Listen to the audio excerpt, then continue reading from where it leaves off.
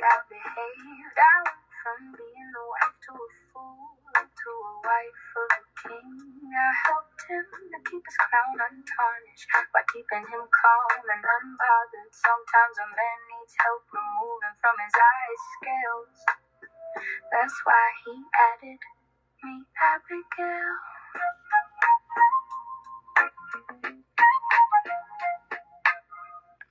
Shalom, ladies.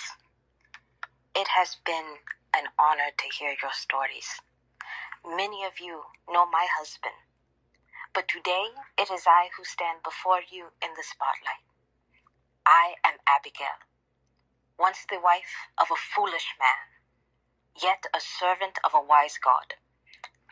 And though my name was once hidden behind another, my actions would speak as loudly as Lady Wisdom herself, who cries out in the streets.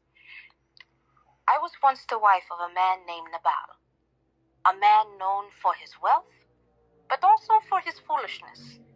It's funny, God instructs us not to call anyone a fool, but in my case I got the pass because that's literally what the name Nabal means in Hebrew. And I lived in that tension of that truth every day. I learned quickly that wisdom is not proven in peaceful moments. It is revealed in a crisis. There came a day when a man named David, a warrior, a leader, a man anointed by God, sent word to my husband. He asked, not demanded, for provision, after protecting our household and our servants in the wilderness.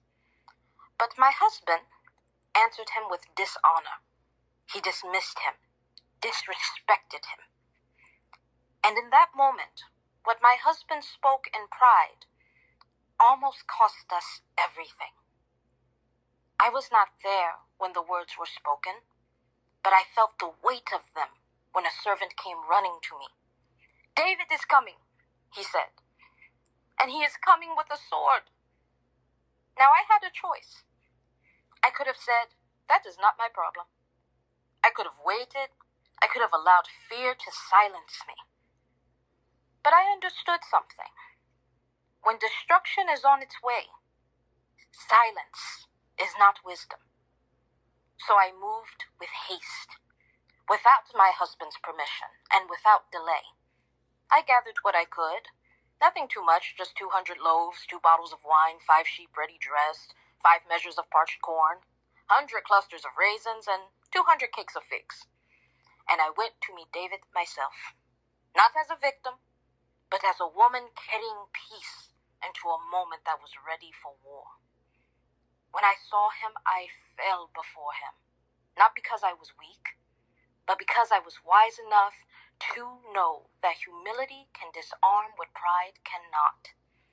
I spoke carefully, and I spoke truthfully.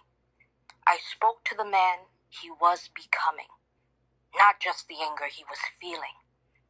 I said in essence, do not let this moment define you. Do not take into your own hands what God himself will handle. You are called for more than this. And in that moment, the sword that was raised was then lowered, not by force or by fear, but by wisdom. And David did more than just step back. He praised the Lord, the God of Israel, for sending me to him that day.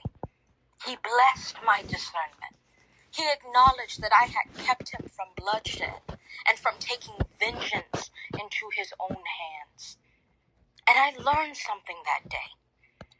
That one act of discernment, one moment of courage, can change the course of many lives. God dealt with my husband in his own time, and my story did not end in that place of tension and foolishness. God moved me from surviving foolishness into a future aligned with purpose. So, ladies, if you remember anything about me, do not just remember that I was beautiful, because I indeed was. Remember that I was discerning. That when chaos rose around me, I did not become it. I answered to it with wisdom. So my question to you ladies, are you reacting to the chaos in your life? Or are you responding with the wisdom to change its direction? Are you waiting for things to change? Or are you willing to become the woman who changes the atmosphere?